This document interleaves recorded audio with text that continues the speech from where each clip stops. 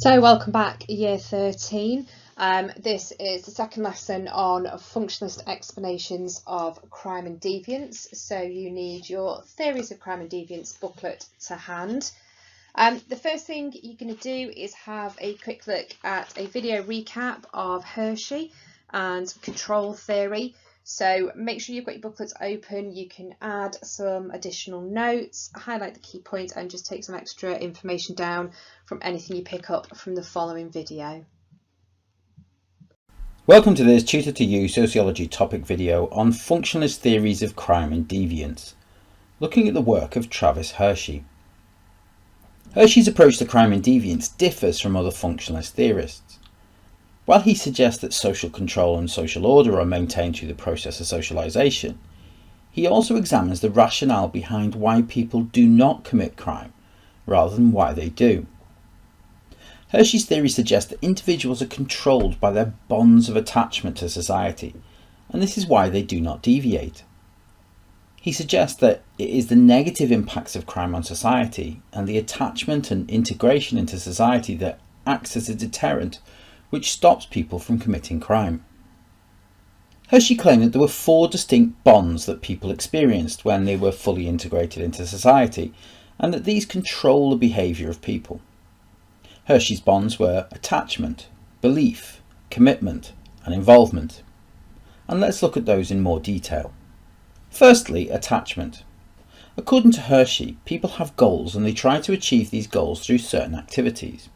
Now these include employment, education, family life, community involvement. These attachments control the behaviour of individuals as they know that any criminal behaviour could disrupt these bonds and not allow them to take part in those activities that give them a sense of pride. This leads people to conform to society's norms and values, knowing that if they deviate from these, it may cause them to lose out on future opportunities. For example, a criminal record might exclude them from taking up certain occupations. A second factor is belief, and this refers to the individual's belief in the norms and values of society, the extent to which they agree with what society values and how society suggests they should act. This is dependent upon the strength of an individual's socialization into a value consensus, and it offers an explanation for why theorists of the new right suggest that inadequate socialization leads to the development of a deviant underclass. In preventing crime, the extent to which an individual believes in the morality of society and the acts deemed to be deviant will impact on their ability to be deviant. Now this can be offered as an example of how some religious groups are less criminal than others because of their belief in certain moral codes. A third factor is the level of commitment to a society that the individual has. Now the daily interactions within the community mean that those who are committed are unlikely to want to go against the wishes of others within that community, and therefore they conform. Now, this includes being protective of the interests of others within the community, and it prevents criminal behaviour because of any shame or social stigma that this might carry for the individual. It also explains why those who are pushed to the margins of society are more likely to display deviant behaviours, in part because they've been excluded from society. The final bond Hershey regards is involvement. Now this refers to the extent to which people are involved within their local community. This controls the level of criminality as it means people with extensive commitments are less likely to have time to commit crimes. It also has the effect of people feeling part of their community and becoming aware of the damage that criminal behaviours can do to a community. Involvement in society allows people to alleviate any frustrations that they have with other aspects of their life, particularly employment, as they can obtain status through their work in the local community and being part of it. So how does Hershey explain that crime does occur? Well, he suggested that the absence of these controlling factors can lead people towards committing criminal or deviant acts. However, he also noted that a lack of social bonds on its own is not sufficient to explain criminal behaviour. Instead, he suggested that there need to be opportunities to commit crime. A lack of integration and inadequate socialisation into society can impact on an individual's desire to conform to that society, with those being rejected more likely to commit crimes, whilst those who were embedded in the community, they seek to preserve the common good.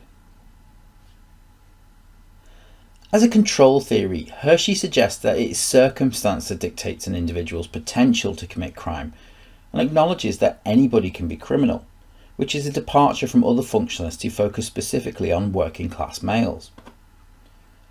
However, it offers little in the way of an explanation as to how crime is caused, or the specific nature of criminal behaviours.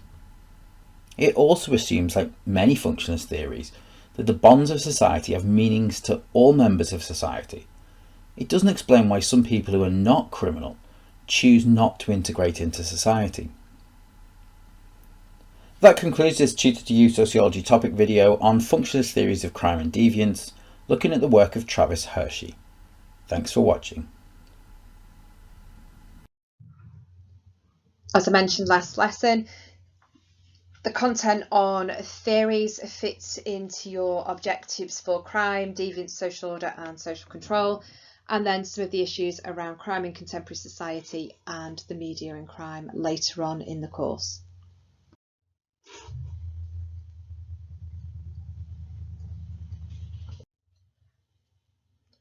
So if you can make sure you've got your booklets open to strain theory, which is the next part of functionalism that we're going to have a look at through this lesson. Before we begin to have a look through the details about strain theory, I'd like you to watch the brief overview that's coming up in a second. Please make sure that you have a pen and a piece of paper to hand, make some notes as you go through, and we'll have a 1-minute overview of what strain theory actually is and how it fits into the functionalist perspective.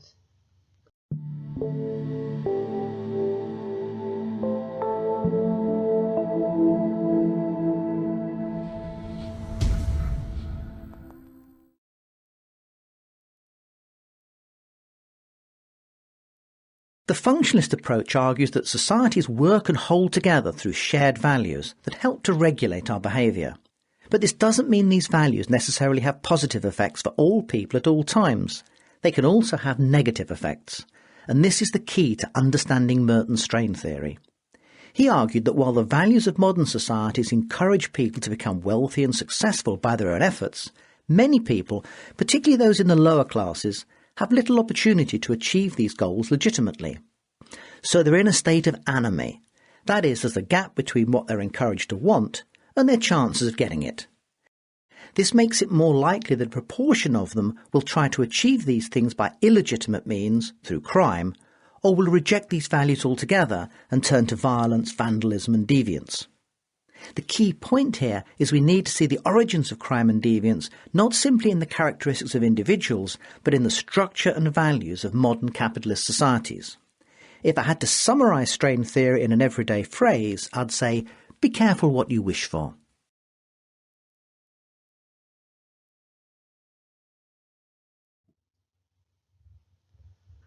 So strain theory goes back to key sociologist Robert Merton, and it came about in the 1930s.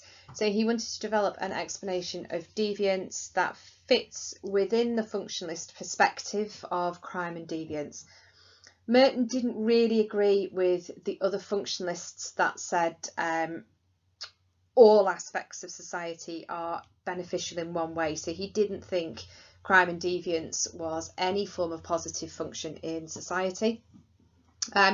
For Merton, he believed that crime and deviance are evidence of a poor fit, which he refers to as strain, between socially accepted goals and the socially approved means of obtaining those goals.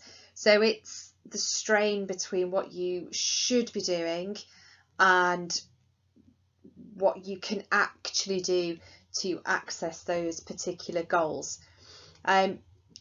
That gap between those two means and desires resulted in strain, and that strain leads people to deviance or criminal behaviour.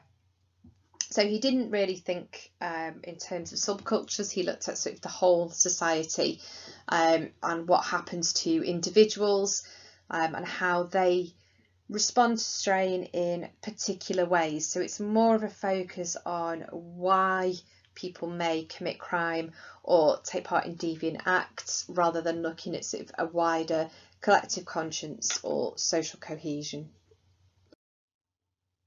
So the key thinking behind Merton's strain theory is that he argued that people will engage in this deviant behaviour when they are unable to achieve socially approved goals by legitimate means. So they become frustrated and may resort to criminality in order to get what they want. Right? They may lash out at others in anger. They may find drug use comforts them in times when they don't have access to those legitimate means. So Merton really is developing on the idea of anomie that we referred to last lesson, and he talks about pressure to deviate from social norms being strain of anomie. He talks about this as a sort of normlessness, so where an individual will find themselves in a situation where the social norms and values can no longer guide their behaviour, so they feel much more like anything goes. They can't achieve those socially approved goals, the legitimate means are not accessible to them, so they lose connection with the norms and values that sort of approve the goals by which they're trying to get. So anomie really is reflective, according to Merton, of dysfunctional parts of society, so things that are actually going wrong in society, and how that leads to strain on individuals who then choose to resort to crime and deviance in order to try and reach particular goals. Merton did a lot of his work on strain theory in America, and the reflection of that in UK society is quite similar. So the main goals in modern capitalist society see wealth and power as the status that you wish to achieve, and they're the goals that you aim for. He referred to this within this concept of the American dream, and the idea that it's sold very much through meritocracy. So even the poorest member of the community does have an opportunity to reach the highest levels of society. So Merton looked at strain in terms of how westernized cultures, in particular America, often have that belief that meritocracy is what gets you where you need to be. So you can go from nothing to everything if you have the talent and if you are willing to work hard. Okay, so I'd like you to have a read through the little extract about the American dream, which puts into context this idea of strain of anomie. Once you've read through that section, you'll find on the next page a little diagram that talks about adaptations. So what Merton claims is that if you cannot use legitimate means to achieve those goals that are pushed on you from the norms and values of society, what you tend to do is adapt your behaviour, and depending on whether you accept or reject the means to get to a particular goal, or whether you accept or reject the actual goal that is set for you, leads you into particular types of adaptive behaviour. So linking back to Merton's ideas from the American Dream and this idea of adaptive behaviours, if you can pause the recording and copy down the information about the 5 behaviour adaptations into the boxes that you have available in the diagram in your booklets. Once you've copied that down and summarised the information around it, please start the recording again.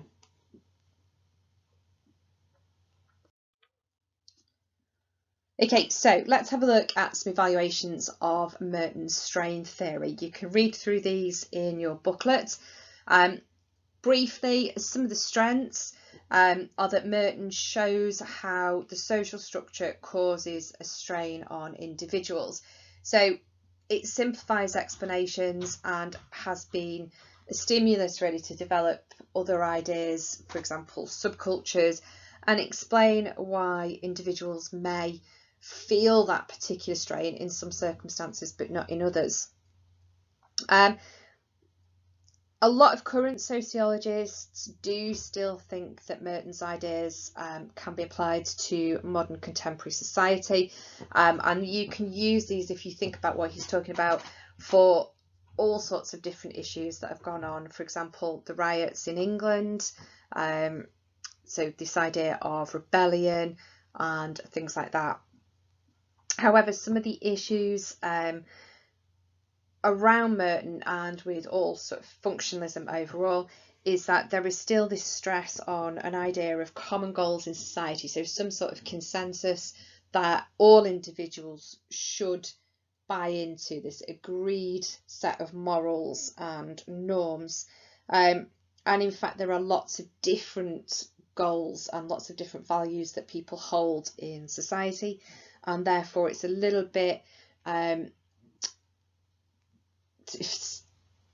naive to think that individuals will all aim for the exact same goals in society. And because the theory is underpinned by this idea of strain between goals and means, if those goals actually don't exist, it breaks down the theory overall. Others would argue that Merton underestimates the amount of middle and upper class crime. So, for example, there is very little strain of enemy in successful individuals, wealthy individuals who still commit elements of things like corporate crimes or state crimes.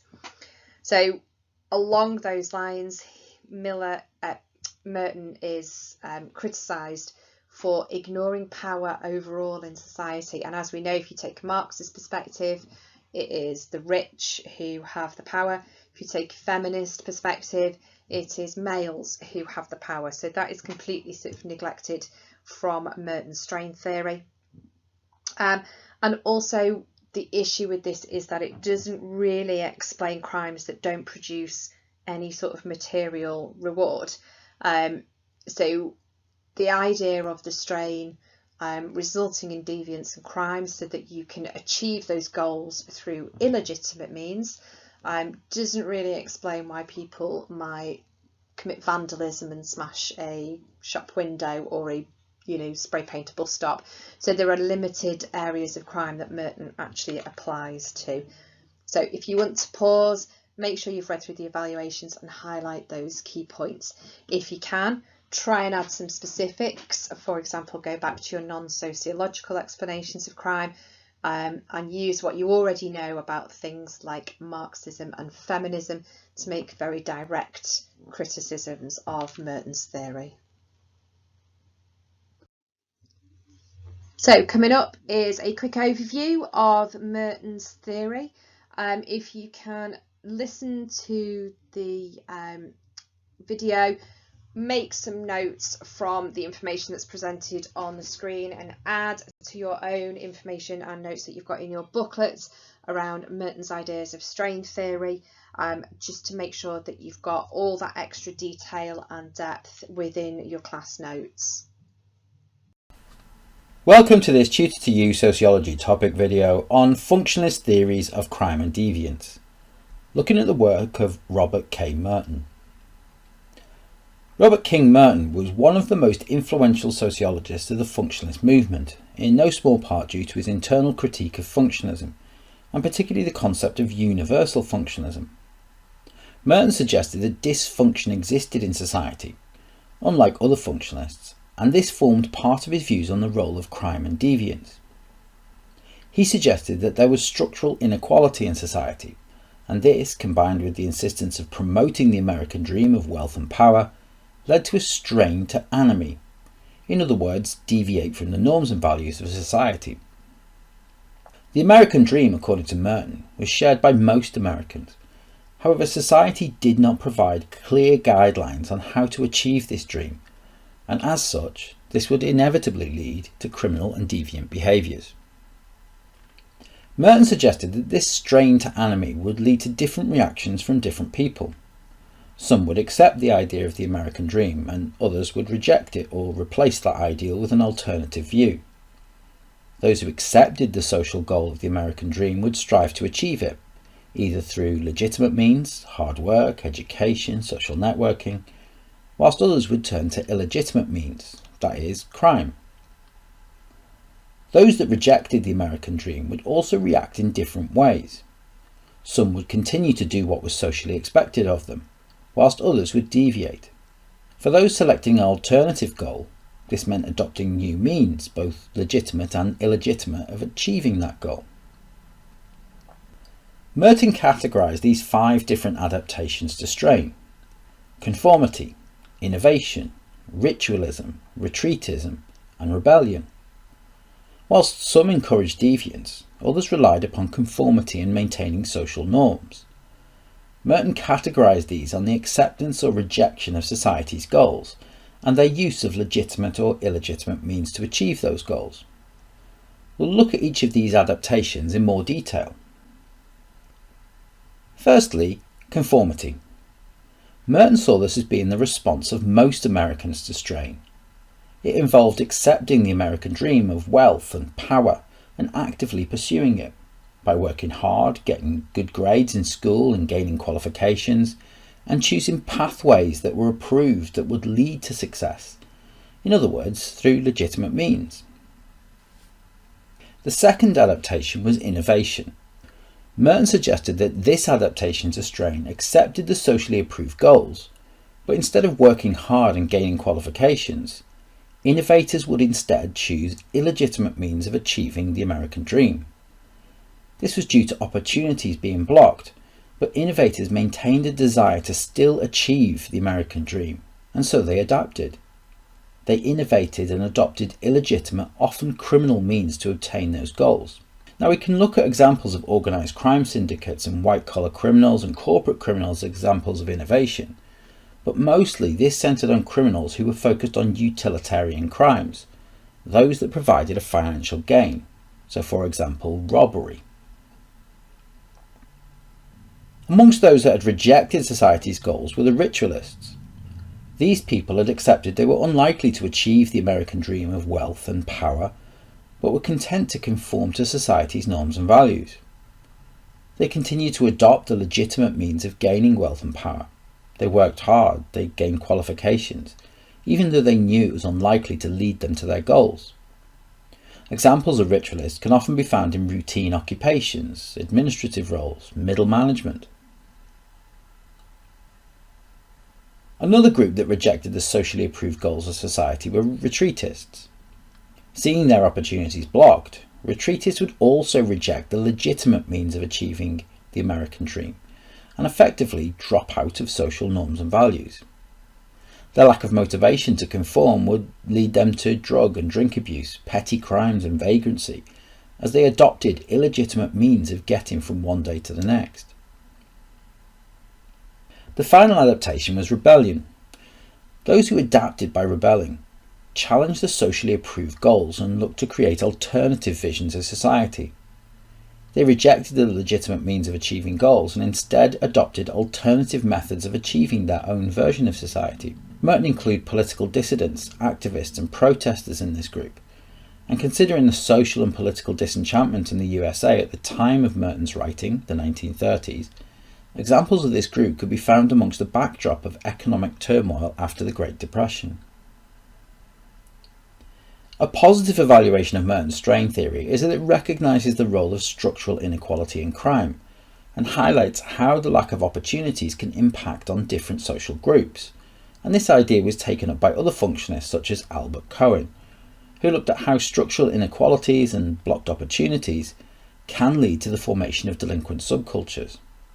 We can also ask whether the American dream, or indeed any form of consensus norms and values, are what people aspire to in the 21st century. With the fragmentation of social norms and values, is the concept of strain still relevant? Or do people have individual motivations for behaviours rather than socially approved goals like the American dream?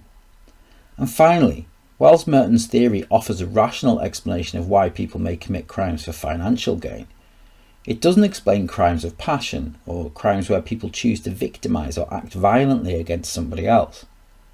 So it can be argued to be limited in explaining the broad spectrum of criminal and deviant activities. That concludes this Tutor to You Sociology topic video on functionalist theories of crime and deviance, focusing on Robert K. Merton's strain theory. Thanks for watching. The next 2 pages in your booklet require you to use your A-level Sociology Book 2 textbook.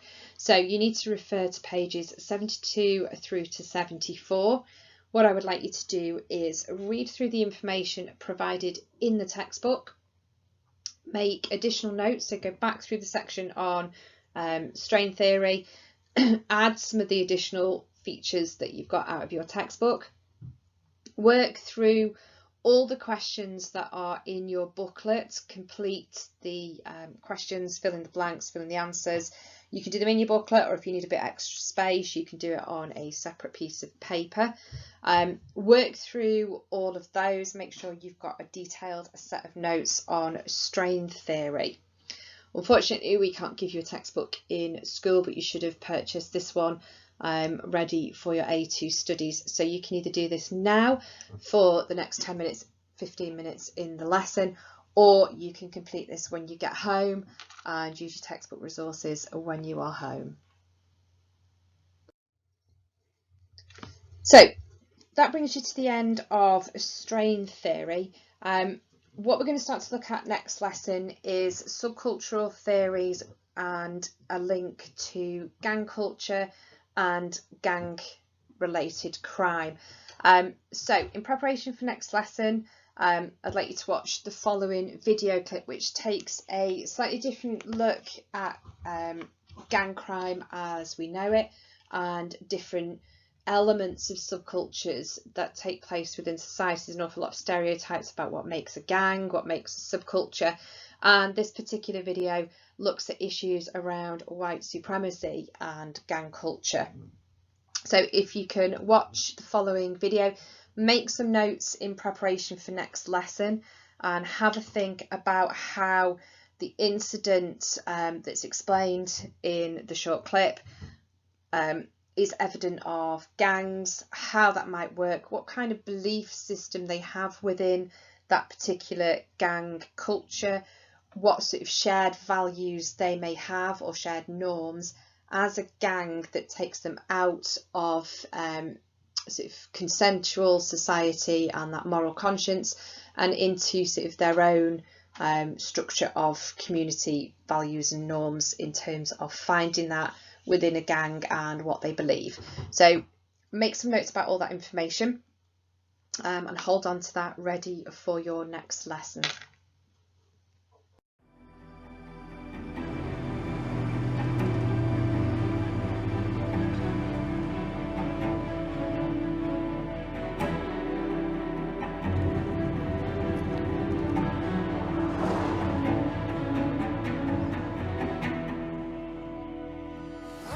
Okay, these were during the Trump campaign. Trump do the white thing. Black people, they think they have a bad deal.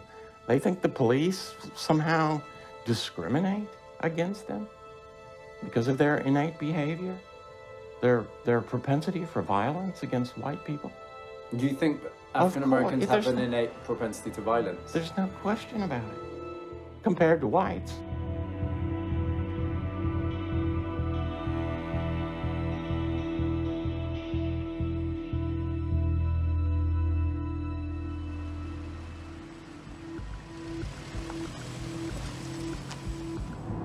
How does it feel?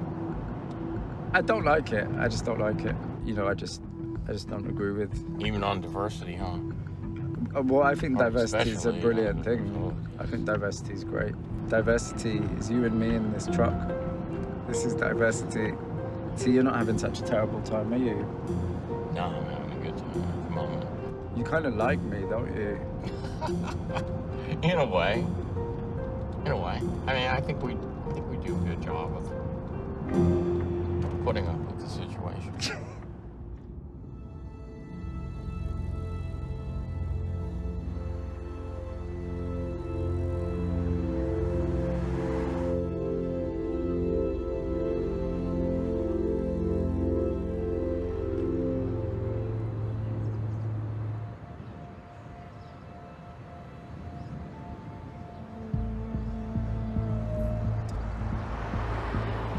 They make you feel super like you've been just following the wrong path your whole life.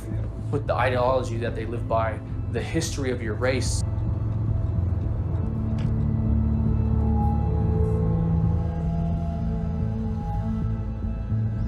I had to go up to that person and get him, and I got him with probably about a 16-inch piece of steel, 17 times. Got him in the chest and throughout the neck and the shoulder. They pump your head up. They make you feel like what you're doing is noble. And so it's a complete brainwashing system.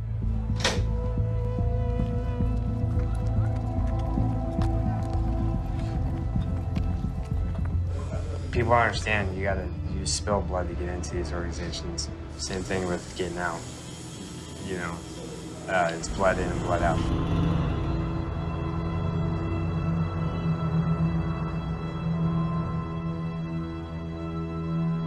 I was 21. Had you been in prison by that point? I just got out my first time. What was the first time? Drive-by shooting. I had so much anger built in me. I had so much hate inside me for it didn't matter who you were. It was more of I hated myself. I think it has to go back with like childhood because I was in foster care my whole life. All I ever wanted was my parents. So a lot of people that go into any kind of organization, whether it's white supremacy or a different gang and stuff, a lot of them are broken individuals. They're looking for a sense of belonging.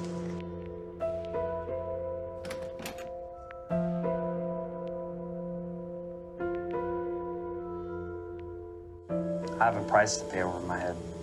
It doesn't have to be the people I ran with. It can be any kind of white supremacist come after me. That's what it is.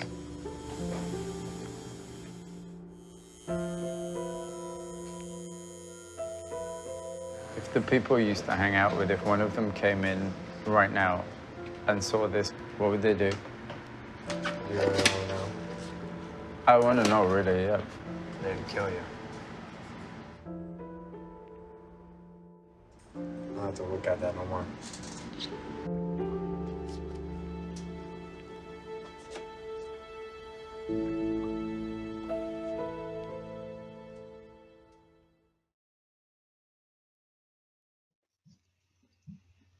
So before we finish the lesson, we're going to have a quick recap on Durkheim, which you did at the start of last lesson. So I'm going to ask you to watch the video, add to your notes about Durkheim, but also Durkheim was one of the pioneers in functionalism. So what I want you to do is have a think about how any of this information, now we're revisiting it, fits into any of the ideas that we've also covered beyond Durkheim. So does any of Durkheim's concepts or core beliefs fit into Hershey's explanations of crime and deviance, and can you link them or even criticise Merton's explanations of crime and deviance using the information that you already know about Durkheim's belief about the positive and negative roles and the inevitability of crime in modern society. So watch the video, make some notes, and make sure you go through the other concepts that we've looked at and try and make those connections, whether they are in support or against Hershey and Merton's ideas. Welcome to this Tutor to You Sociology topic video looking at functionalist theories of crime and deviance, focusing on the work of Emil Durkheim. As one of the founding fathers of sociology, Emil Durkheim developed theories to explain how society functioned and how it evolved through different stages. He suggested that society went through a process of organic change, gradual social changes that advanced society for the better. For example, urbanisation and industrialisation both led to social changes that impacted on where people lived and where they worked. However, Durkheim noticed that the rapid social changes that accompanied the period after the Industrial Revolution had led to many unwanted changes in society. As society lost the function of organic solidarity and shifted towards more mechanical or engineered solidarity through institutions such as education.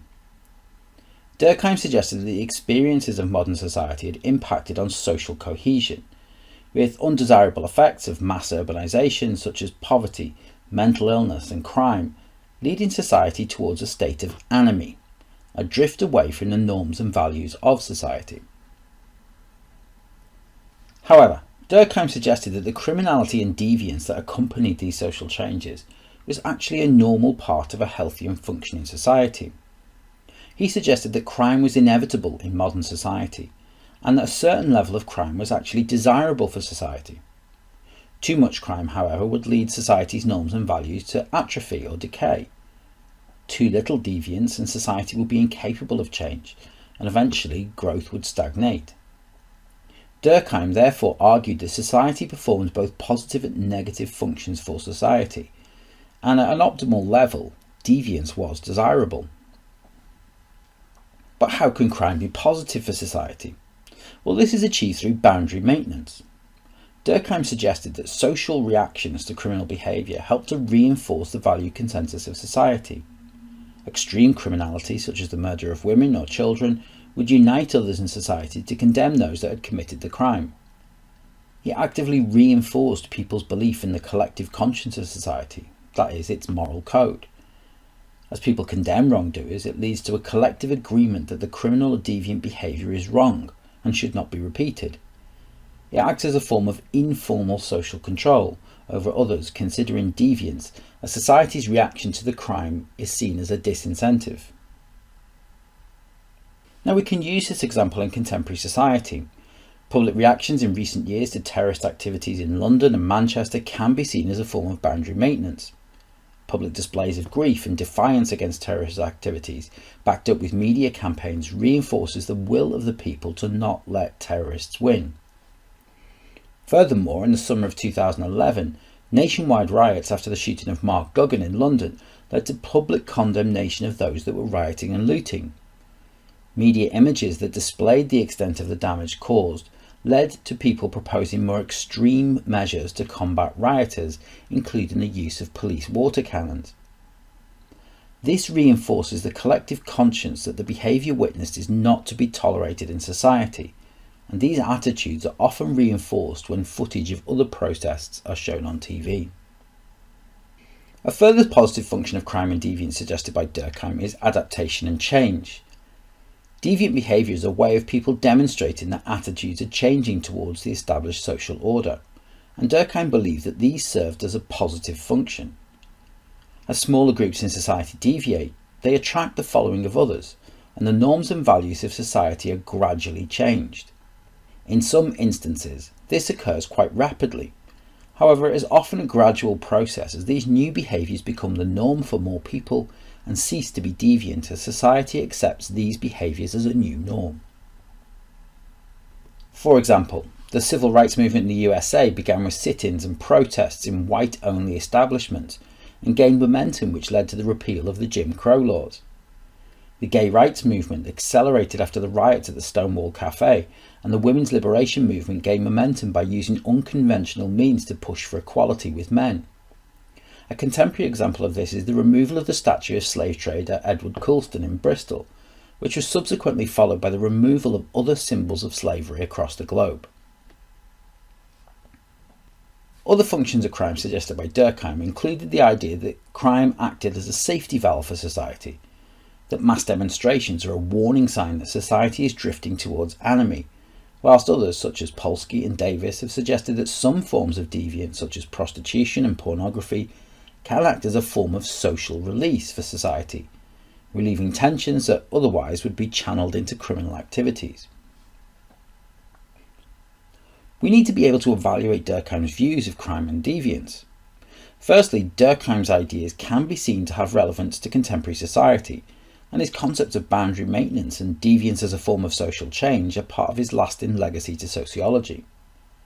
However, there are problems with his work. Defining the optimum level of crime in society is problematic.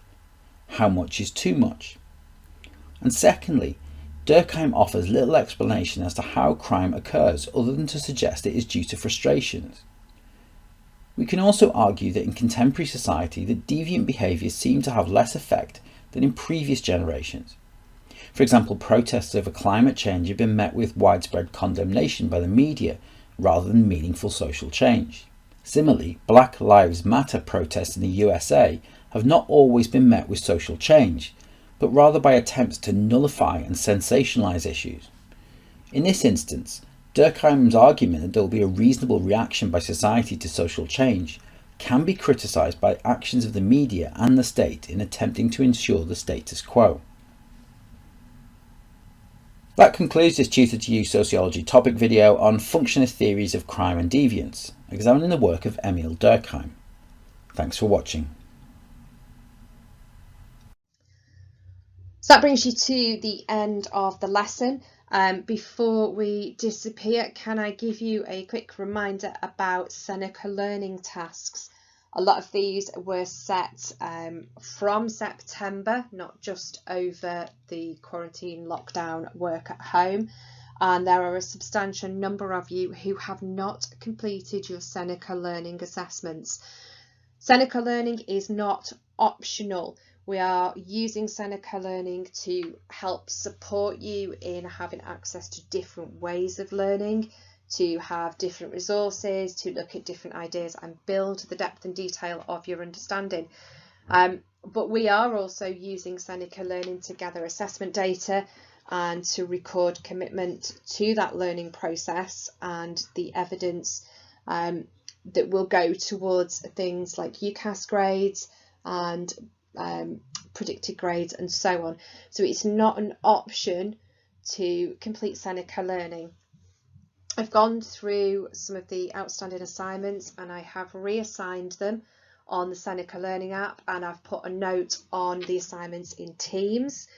Once you've completed the task on Seneca learning, can you please then click submit on the assignment on Teams so that I know it's done and I know who I need to follow up in terms of making sure those Seneca learning activities are up to date and finished, please. So this is your homework. It is not optional, and we do need to move forward with the outstanding work on there because we will be setting more work for crime and deviance and for beliefs through Seneca learning. So you don't want to be in a position where you're overwhelmed with all the tasks that are coming up on there. So priority, please go to Seneca learning, finish off the tasks that have been reassigned to you, and click the submission button on Teams when you have done that so we can go in and check. Any questions about the content of this lesson, drop me a message on Teams and I can respond to that, give you any pointers, any guidance, and I will be back in with any luck from the 18th of September. So I shall see you then. In the meantime, let me know if you need anything and good luck.